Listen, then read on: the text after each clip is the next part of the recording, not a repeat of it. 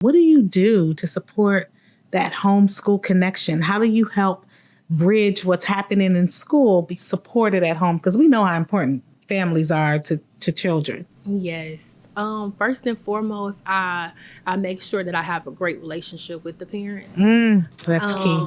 I send home a lot of surveys because I feel like parents know their child's best. So I send home a lot of surveys about what their child are interested in.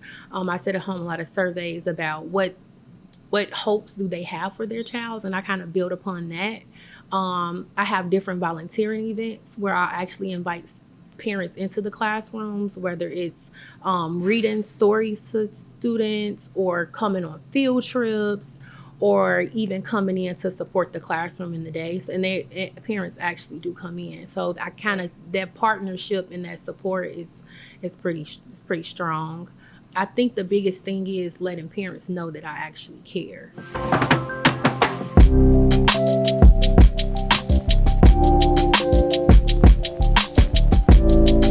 So we all know kids touch a million things and ask 100 million questions before they even get out the car.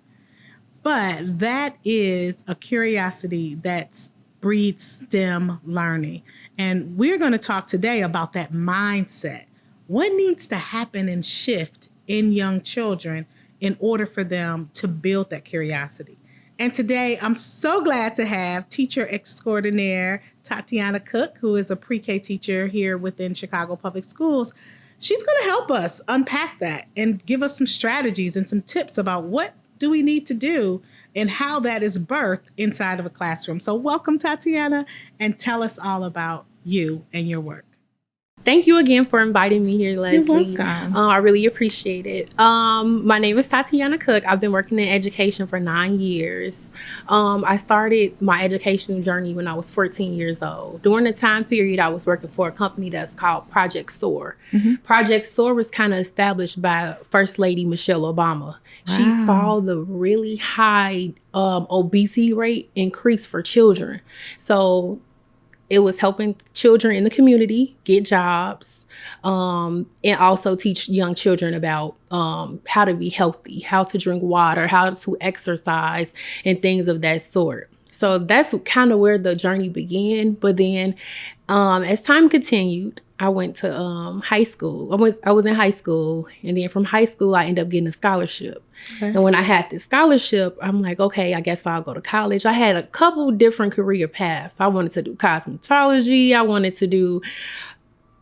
It was a couple of things, but I went to college and I decided to do fashion merchandising. And when I got done with fashion merchandising, I had a lot of family members who worked with Chicago Public Schools. And my cousin, he was basically like, since you don't know what you want to do with fashion merchandising, I think you should go ahead and just apply for Chicago Public Schools to be a special ed classroom assistant. Mm-hmm. So I applied to be a SPED assistant. And when I applied, I was like, I don't really know about this. I don't know. But I continued to stick with it. So I started to find my passion. I started to gain patience. And I noticed that it was children who were who had SPED services that received services late. I had a kid who pretty much, he was in first grade. He was at the end of first grade going into second grade, and he had just received services. Back then, early childhood, we had Head Start. So you had 3-year-olds, then you had 4-year-olds, and kindergarten, and then first grade. So he went through the school system about 5 times, and I was trying to really figure out why was this kid in second grade and he didn't know alphabets, he didn't know how to read, he barely knew how to write. I was really trying to figure out why this kid wasn't at the developmental milestones that he needed to be at during that time, or why didn't anyone recommend him for services so that he can get the supports that he needed. Mm-hmm. And when I saw that kind of shifted me toward like, this is my focus. This is my why. This is why I need to go to pre-K, because if we can start here, yes, then the rest will follow. So I go by a motto that's basically like, plant a seed even if you're not there to watch it grow. Oh, because this is the first time that we'll see kids within the school systems, and that impact continuing to watch them grow like they're flowers, right? So this curiosity that we're focusing on today, the mindset, the growth mindset, me as a kid in pre-K, wishing that I had that adult to come and save me and teach me how to regulate my emotions and teach me how to fully exist and nurture the whole child was somebody that I wanted to be. Well, that is beautiful. And I love the way it started for you from seeing someone older and really understanding that it starts here. And I think that's one thing we got to get folks to know. The patterns and, the processes and skills that children learn in pre-K, it stays with them and it carries through on and throughout their educational journey. So I just want to say thank you for acknowledging that and recognizing that.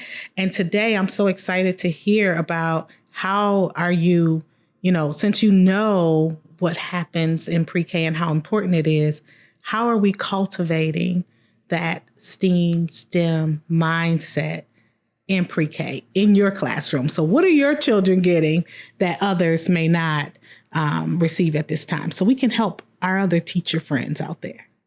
To begin with, definitely for sure, it's definitely a big difference between students who get exposure to STEM versus students who don't. One being is, I think, the developmental readiness. Mm-hmm. So some students who do have exposure, the developmental readiness is sometimes different. How do you expose them? What do you do? What's that exposure look like? It could be simple as counting throughout different, if we're counting or putting up different objects during block time or center times. Mm-hmm. Oh, which block is big? Is this block bigger than this block? Or is this block, which block is bigger?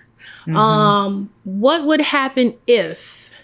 Just continuing to open up their mindset and ask those different questions. I love that. Those questions are so key. And one thing I want other teachers out there to know is, not one time did you mention, you got to go out and buy all these kits and you got to, set up the room in this kind of way. It's really what's already there. And what's so key to develop that wonder and that curiosity is what you just said, questioning. How are we asking open-ended questions that give them an opportunity to wonder and to guess? Are there any other strategies that you use? When it comes to social emotional, for example, most of the time I spoke about myself being able to regulate my emotions. I think as an adult, I'm still learning how to regulate my emotions. We all are. I think that to begin, I've had a student come into my classroom and she was always crying. She never been to school before. She would always cry. And when it was time to transition, she would cry. When it's time to clean up, she would cry. Anything that didn't go her way, she would literally just cry. Mm-hmm. And I introduced her to the calm corner. So being able to sit in this calm corner and calm yourself down, sit with your emotions. It's okay to cry. It's okay to acknowledge how you feel, because we're human and we can feel these ways. And I introduced her to this corner. So she started to really implement the strategies that I taught her. She was playing in the block center and she was building a tower. And she added one more piece to the tower and the tower collapsed. And I saw her sit there and just take a deep breath. And she said, I'm going to try this again. And instead of her crying in that moment, she was able to reset herself. It clicked with her like, okay, I'm going to try this strategy so that I can then rebuild. So I saw her. So that it really gave me chills when I saw her utilize those skills. I love that, because it's a little bit of social emotional, but it's still also bringing in a little bit of that STEM, because she's building. So she's, exploring.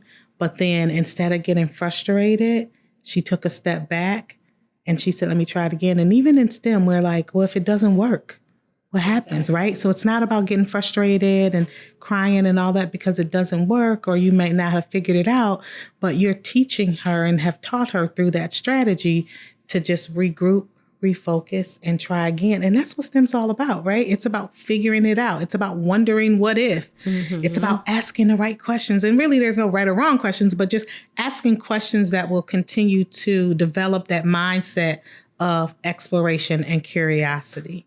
In addition to the growth mindset. Yeah, talk a little bit about that. I think growth mindset is very important. Even when it comes to like myself, if a student asks me a question and I don't know anything, I embrace it and I let them know like Miss Cook doesn't know this one, but Miss Cook will find it out.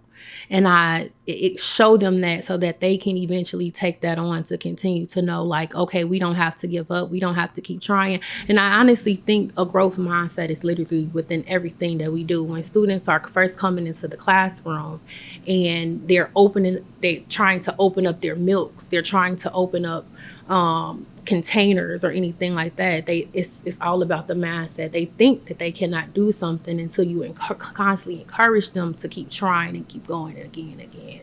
I love that because I oftentimes, and you know, as you said, it's for children and for adults, but I oftentimes hear adults say, I'm not a math person. I'm not a math person. I'm not very good in science. So I don't know, how to help children, have that joy and that interest. But it's not about that, right? They don't have to be good in science to create environments that spark, curiosity. You just need to put things out. You can put twigs, from outside off the tree. And that's science, right? Bring in some leaves. Yes. You're bringing in science. Bring in some dirt, right? And you don't need to have any special tools or have any special knowledge. You just have to provide the space and the setup. So talk about your environment. How do you set your environment up for children to have that STEM or curious or growth mindset? I kind of set the environment based off them, kind of where they want to lead things. So similar to the things that you just said, for example, with the water table, giving them different objects or different things to play with so that we can, see where it may take them. So, will the boat sink or float? Getting them to make their own boats or getting them to make their own things to test it and try it in different capacities. I think that continuing to give them the opportunity to explore and like you said, with the questioning and things of that sort, just giving them that space. Yeah, so we spent some time talking about how you set up your room, your environment, how you encourage children, but we also know the role that parents play and how special and important that they are to their child's life. So I want you to talk a little bit about what do you do to support that homeschool connection? How do you help bridge what's happening in school be supported at home? Because we know how important families are to children. Yes. First and foremost, I make sure that I have a great relationship with the parents. That's key. I send home a lot of surveys because I feel like parents know their child's best. Yes. So I send home a lot of surveys about what their child are interested in. I send home a lot of surveys about what hopes do they have for their child, and I kind of build upon that. I have different volunteering events where I actually invite parents into the classrooms, whether it's reading stories to students or coming on field trips or even coming in to support the classroom in the days. And parents actually do come in. So that's that partnership and that support is pretty strong. I think the biggest thing is letting parents know that I actually care. And also being open with them to letting them know, like, if you guys have any questions, I'm here to support you. It's okay if you don't know everything, or if you need help seeking things, I'm here to support. I do weekly check-ins, weekly newsletters. Sometimes it becomes overwhelming, but they always check in. But also just letting them know that I'm there to support them.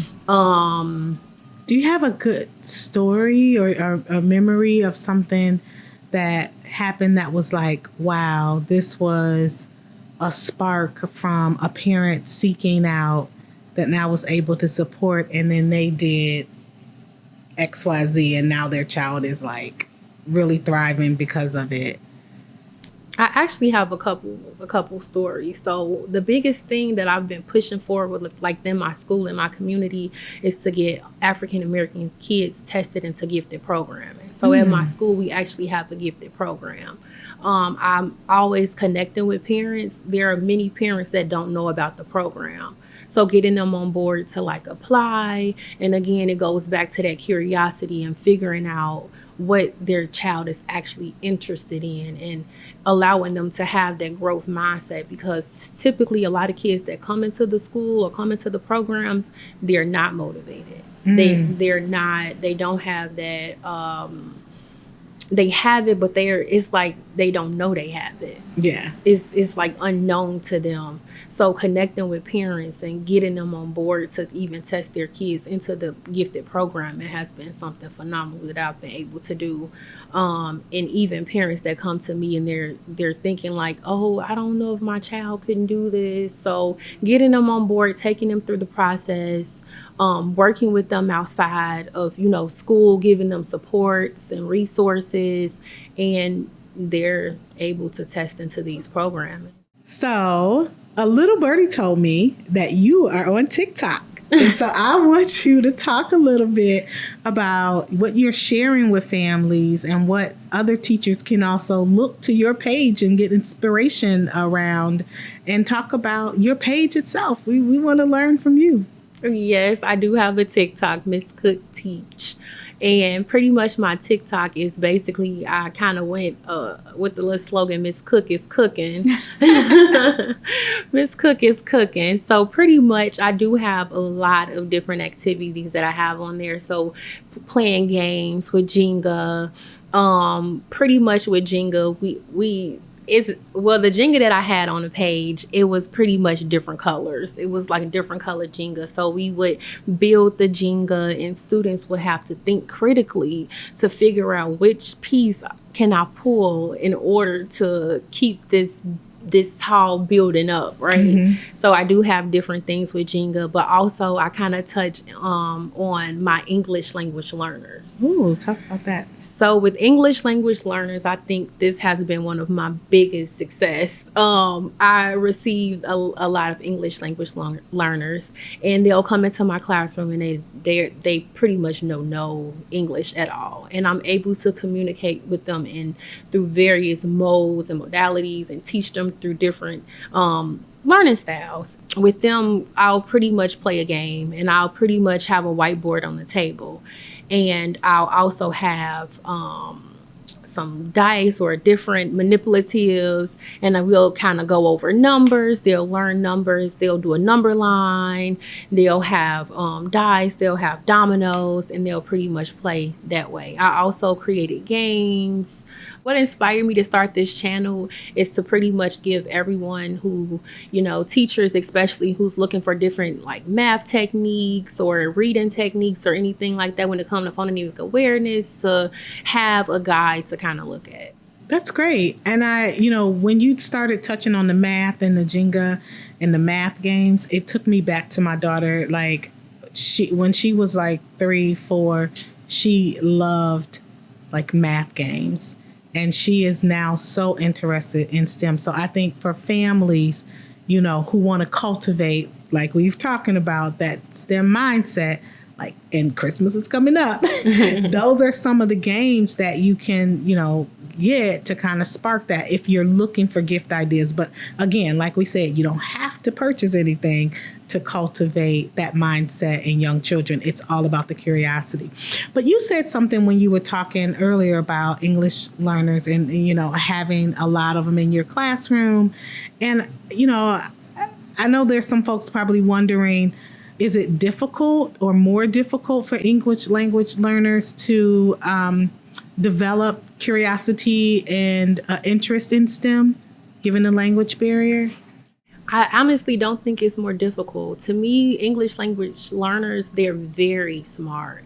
Being able to differentiate between two different languages is a lot. Mm-hmm. So even when I think STEM is probably the most the best topic for them, the best subject for them, because math, they're able to catch on pretty easily. As long as they're given different learning styles, differentiated material, they catch on pretty fast when it comes to picking up those things. But yes, I had a kid I had him about, he was in pre-K.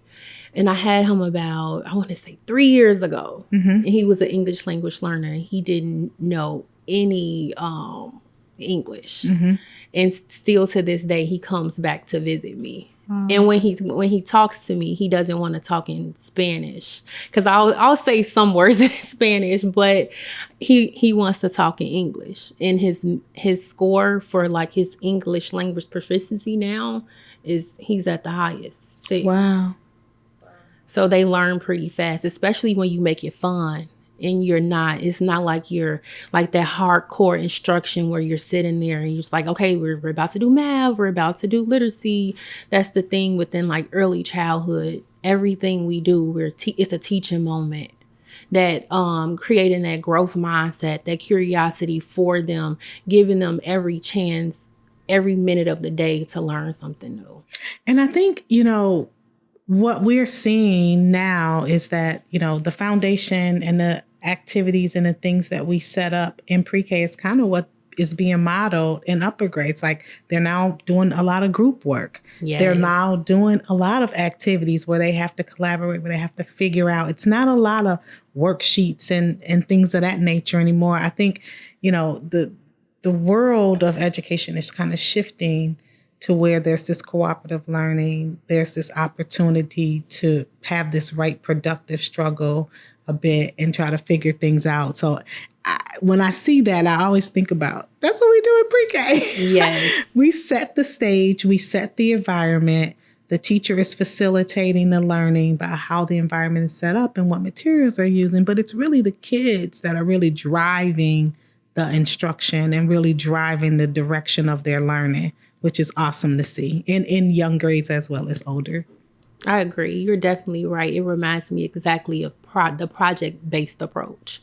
And that's being modeled now pretty much in every grade. And we were the first ones to start it. Dust our shoulders off a little bit. No, just yes. All right, Tatiana, this is my favorite game. Have you ever played Red Light, Green Light as a kid? Yes. Okay. I love that game. I love it too. Okay, so we're going to do it. And what we do here in the circle is we myth bust, right? So we want to dispel any myths here. So since we're talking about STEM and since we're talking about this growth mindset, I'm going to ask you some questions. And then you have to use our paddles here to tell us whether or not it's true or if it's a myth. And then tell us why, right? So if I ask you a question and it is related to STEM and growth mindset, you want to put up your green paddle. If you ask you something that's a myth and not necessarily true, you want to put up, no, not true, your red paddle. And if there's something that's like in between or maybe needs a little bit of explanation, you can put up your yellow, okay? Okay. All right, you got it? Yes. All right, are you ready for the first question? I'm ready. All right, let's do it. Here's the first question. Some kids are just not STEM kids. Why? First of all, is that true or not true? Not true. Tell me why. Every kid is a STEM kid. Okay. Because every child is different. Yes. Every child has curiosity. They have wonders. They can do anything they put their minds to. That's right. And I agree with that because I think where we get that again, some of that is in us, right? Because some adults have these misconceptions about what young kids or little kids can do. And I love that you were like, no, they can do whatever they want to when they set their mind to it. Yes. Right. And it's our job as educators to set the right environment for them to be curious and for them to explore and wonder about the what if. And it's also our job to ask the right questions, right? Yes. Question number 2. Cooking together is a good STEM activity. Yes, it is. It Cooking is a is. very good STEM activity. Tell me why. It allows creativity. It allows bonding. It allows a child to answer a question or ask a question. There's steps. There's processes. It is definitely a great activity. I also love, because I always like to cook my daughter, even though, I'm not the best baker. She likes to bake, and I rather just cook, but I love it because you guess too on like measurements, or you guess like what'll happen if you mix liquids and solids, and there's all different kind of questions that you can ask them. So I agree, cooking is phenomenal. Liquids and solids and all of that good stuff. And you're right, you get to see the change. You get to see so the we change. Start with one thing, and then when we're done cooking, we have something else, which is very delicious. Absolutely. Here's question number 3. Speaking Spanish at home will confuse my child when it comes to math and science at school. All right, tell me why. Okay, I'm really going to process this one, but I definitely think it's a myth. I do not think that, speaking Spanish at home will confuse your child at all. Again, multilingual learners, they come to school and they're learning English. They go home and they're learning Spanish. It gives them different ways to process. Basically saying that students will be confused at home and at school is basically us putting our own limitations on them. I think that they will be able to learn both. And I think you're right? Because I think it goes back to when we talked earlier about people have perceptions about what they can and what they can't do. And then sometimes as parents, we kind of put that on our children. But you said it best earlier in this episode, like they can do whatever they want to do. Yes. If they put their mind to it.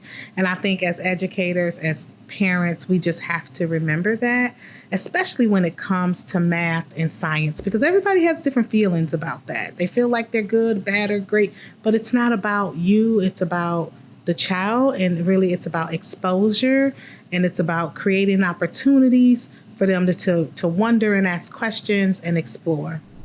Okay, this is the last question. If my child doesn't show an interest in math and science, it's just too late for them to start it later. This is a myth. It is never too late for your child to start math and science. And develop that interest, right? Oh, yes. Tell me why you say that.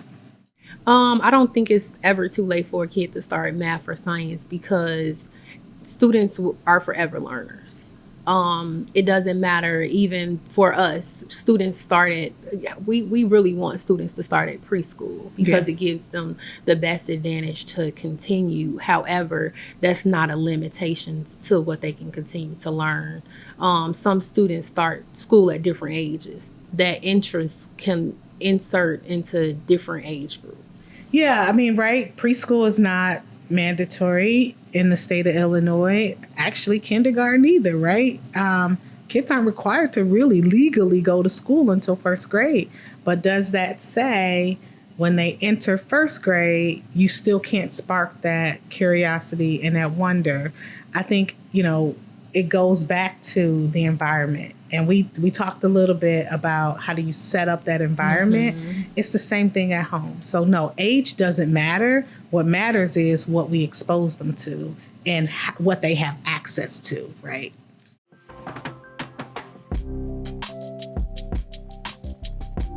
All right, so, we cannot end the episode with both of us being teachers. I'm a former teacher, but always a teacher at heart, without homework. And so we have a take-home pack here where we're going to give our family, we're going to give them a reminder, we're going to give them some homework, and we're going to give them an action item, okay? So I'm going to let you give the reminder, and I'll give the homework and the action item. Okay? Okay. All right. So my homework, family, is for you. And that is to pick one time this week that your child may ask a question and don't give them the answer. Ask another question, right? Put it back on them and allow them the opportunity to guess, to wonder, right? And to develop that inquiry, right? And now I want to pass it over to you to give our reminder. Okay, guys, Miss Cook is cooking. A reminder for you guys is that you do not have to teach STEM, but you do need to nurture a STEM mindset. That's a good one. I love that. All right. And so for my action item for you today, it is to follow Miss Cook, who teaches. So give them your tagline and your Instagram and all of that, TikTok, all of that stuff, so they can follow you. Leslie, thank you so much for having me on your show. Families can follow me on TikTok at Miss Cook _teach.